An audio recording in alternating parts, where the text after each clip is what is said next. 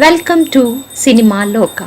ನಿಮ್ಮ ನೆಚ್ಚಿನ ನಟ ನಟಿಯರ ಬಗ್ಗೆ ಹಾಗೂ ಅವರ ಸಿನಿಮಾ ಬಗ್ಗೆ ಮತ್ತು ಚಿತ್ರರಂಗದ ಆಗು ಹೋಗುಗಳ ಬಗ್ಗೆ ತಿಳಿದುಕೊಳ್ಳಲು ನಮ್ಮ ಚಾನೆಲ್ ಅನ್ನು ಲೈಕ್ ಮಾಡಿ, ಸಬ್ಸ್ಕ್ರೈಬ್ ಮಾಡಿ, ಶೇರ್ ಮಾಡಿ.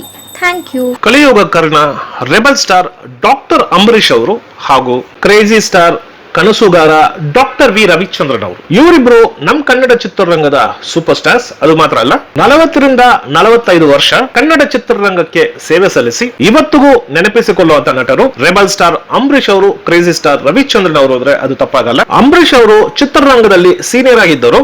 1982 ನಲ್ಲಿ crazy star doctor V Ravichandran ಅವರು ಆಕ್ಟ್ ಮಾಡಿರೋ ಕದೀಮ ಕಲ್ಲರು ಅನ್ನೋ ಸಿನಿಮಾದ ಮೂಲಕ ರವಿಚಂದ್ರನ್ ಅವ್ರ ಜೊತೆ ಹೆಜ್ಜೆ ಹಾಕಿ ಚಕ್ರವ್ಯೂಹ, ನಾನೇ ರಾಜ, ಬ್ರಹ್ಮ ವಿಷ್ಣು ಮಹೇಶ್ವರ, ರಾಮಣ್ಣ ಶಾಮಣ್ಣ ಅನ್ನೋ ಸುಮಾರು ಸಿನಿಮಾಗಳಲ್ಲಿ ಇವರಿಬ್ರು ಸ್ಕ್ರೀನ್ ಶೇರ್ ಮಾಡಿ ನಮ್ಮನ್ನ ರಂಜಿಸಿದವರು. 80s ಅಲ್ಲಿ ಮೇ 29th ಮತ್ತು 30th ಈ 2 ದಿನ ದೊಡ್ಡ ಮಟ್ಟಕ್ಕೆ ಸಂಭ್ರಮವಾಗಿತ್ತು. ಕಾರಣ 29th ಅಂಬರೀಶ್ ಅವರ ಬರ್ಡೇ ಆಗಿದ್ದರೆ 30th ರವಿಚಂದ್ರನ್ ಅವರ ಬರ್ಡೇ ಆಗಿತ್ತು. ಇವರು ಇಬ್ಬರ ಹುಟ್ಟುಹಬ್ಬನ ಒಂದೇ ದಿನ ಸೆಲೆಬ್ರೇಟ್ ಮಾಡ್ತಾ ಇದ್ರು. ಕರ್ನಾಟಕದಲ್ಲಿ ಸುಮಾರು ಕಡೆ ಸಂಭ್ರಮದಲ್ಲಿ ಅವರ ಅಭಿಮಾನಿಗಳು ತೇಲಾಡ್ತಾ ಇದ್ರು. ಇವರಿಬ್ಬರ ಫ್ರೆಂಡ್ಶಿಪ್ ಯಾವ ತರ ಇತ್ತು ಅಂದ್ರೆ, ಅಂಬರೀಶ್ ಅವರು ವಯಸ್ಸಲ್ಲಿ ದೊಡ್ಡವರಾಗಿದ್ದರು. ರವಿಚಂದ್ರನ್ ಅವರು ಅಂಬರೀಶ್ ಅವ್ರನ್ನ ಕರೀತಾ ಇದ್ದಿದ್ದೆ ಏಕವಚನದಲ್ಲಿ, ಅಂದ್ರೆ ಹೋಗೋ ಬಾರೋ ಫ್ರೆಂಡ್ಸ್ ಆಗಿದ್ರು. ಒಂದು ಪಾಯಿಂಟ್ ನಂತರ ಡಾಕ್ಟರ್ ವಿ ರವಿಚಂದ್ರನ್ ಅವರಾಗ್ಲಿ, ರೆಬಲ್ ಸ್ಟಾರ್ ಡಾಕ್ಟರ್ ಅಂಬರೀಶ್ ಅವರಾಗ್ಲಿ, ಇವರಿಬ್ಬರು ಒಂದೇ ಕಡೆ ಸೇರಕ್ ಆಗ್ತಾ ಇರ್ಲಿಲ್ಲ.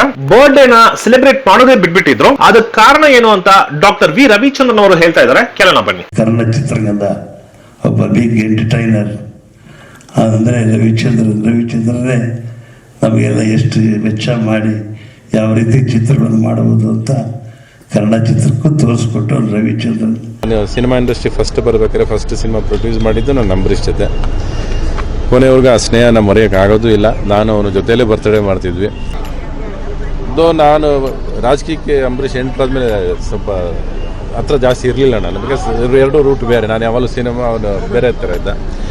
ಬಟ್ ಎಲ್ಲಿ ಅಂಬರೀಶ್ ಎಲ್ಲೇ ಇದ್ದು, ಸಪೋಸ್ ಅಲ್ಲಿ ರವಿಚಂದ್ರನ್ ನಿಧಾನ ಅಂತ ಗೊತ್ತಾದ್ರೆ ಅಂಬರೀಶ್ ನನ್ನ ಹುಡ್ಕೊಂಬಂದು ಮಾತಾಡ್ಸೋಕೆ ಹೋಗ್ತಿರ್ಲಿಲ್ಲ. ರವಿ ಇದ್ದಾನೆ ಅಂತೇಳಿ ಕರಿ ಅನ್ನೋರು ಕರ್ಚಿ ಜೊತೆ ಊಟ ಮಾಡಿ ಆ ಪ್ರೀತಿ ನಮ್ಮಲ್ಲಿ ಒಳಗೆ ತುಂಬ ಇತ್ತು. ಎಲ್ಲ ಮಧ್ಯೆ ಬರ್ತಡೇ ಮಾಡೋದು ಬಿಟ್ಮೇಲೆ ಎಷ್ಟೋ ವರ್ಷ ಬರ್ತಡೇ ಮಾಡೋಕ್ಕೆ ಇಷ್ಟ ಇರಲಿಲ್ಲ ನನಗೆ. ಬಿಟ್ಬಿಟ್ಟಿದ್ದೆ ನಾನು ಬರ್ತಡೇ ಮಾಡೋದು. ಮತ್ತು ಈ ಅಭಿಮಾನಿಗೋಸ್ಕರ ಬರ್ತಡೇ ಮಾಡ್ತಿದ್ದೆ. ಮತ್ತು ಈ ಪ್ರತಿ ಬರ್ತಡೇಗೆ ಈಗ ನೆನಪಾಗಕ್ಕೆ ಸ್ಟಾರ್ಟ್ ಆಗ್ಬಿಡ್ತಾನೆ. ಮೋಸ್ಟ್ಲಿ ಬರ್ತಡೇ ಮಾಡೋ ಮೂಡೇ ಇರಲ್ವೇ ನನಗೆ. ಅಂಬರೀಶ್ನ ನನ್ನೊಳಗೆ ಜೀವಂತವಾಗಿ ಇಟ್ಕೊಂಡಿದ್ದೀನಿ. ಓಕೆ ಸ್ನೇಹಿತರೆ, ನೆಕ್ಸ್ಟ್ ಟೈಮ್ ಬೇರೆ ಒಂದು ಸಿನಿಮಾ ಜೊತೆ ಬರ್ತೀನಿ. ಅದುವರೆಗೂ ಥ್ಯಾಂಕ್ ಯು, ಬಾಯ್.